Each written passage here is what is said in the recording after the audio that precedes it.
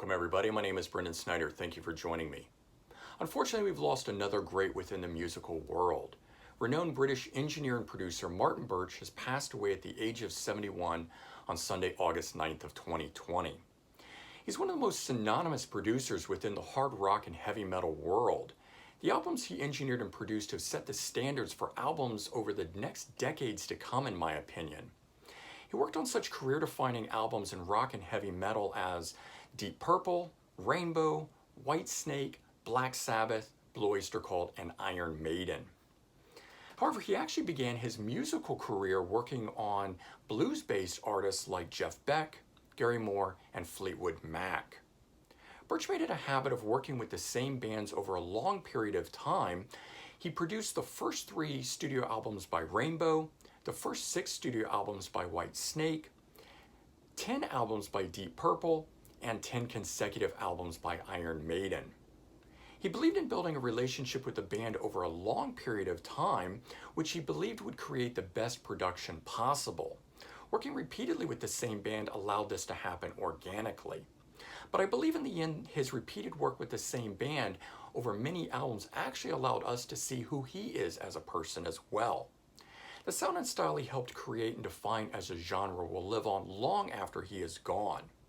And working within the industry for only 23 years, between 1969 to 1992 when he retired following the production of the classic Iron Maiden album Fear of the Dark.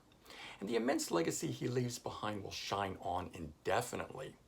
Looking at his discography, starting in 1969, he worked with Fleetwood Mac for 5 of their early albums, including the classic Then Play On from 1969, in which he engineered. And he worked with Deep Purple for 10 of their albums, including their classic album Machine Head in 1972, which he engineered, featuring the song Smoke on the Water, the all-time classic. Eventually moving to production for Stormbringer in 1974, followed by Come Taste the Band in 1975, which he also produced. And he engineered 3 albums for the band Wishbone Ash, including their debut album in 1970.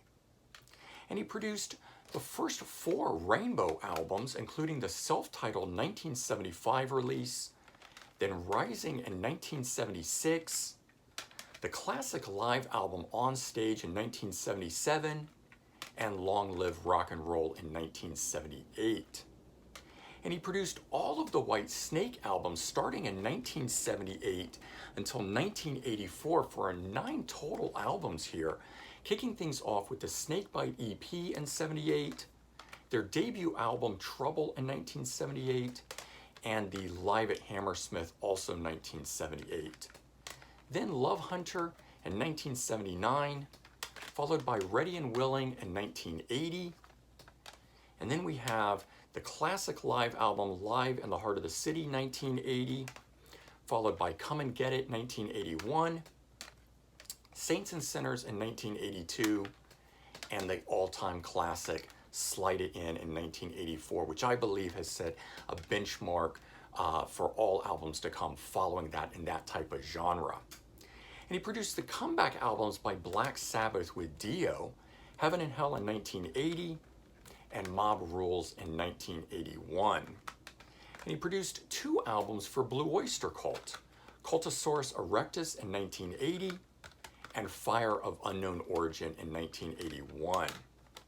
And he would produce the classic MSG album with Graham Bonnet called Assault Attack in 1982, one of my personal favorites of the MSG lineup.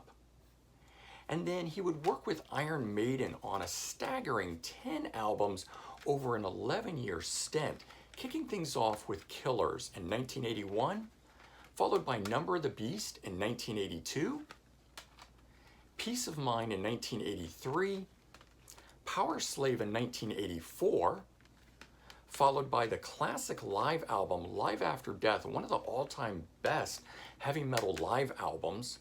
Then Somewhere in Time 1986, followed by Seventh Son of a Seventh Son in 1988, then Made in England in 1989, which was a video at the time, ultimately getting its own album release, No Prayer for the Dying in 1990, and the all-time classic Fear the Dark in 1992, which he would retire on after completing. He's credited with producing and engineering over 65 albums in his short time as a music producer and engineer. We'll certainly miss Martin Birch, but his legacy and what he helped create will live on long after he is gone. Rest in peace, Martin Birch. You will certainly be missed, but not forgotten. Thank you for watching. Leave me your thoughts, your comments, and memories of Martin Birch and the bands that he worked with. I hope everyone has a great day. Take care. Bye-bye.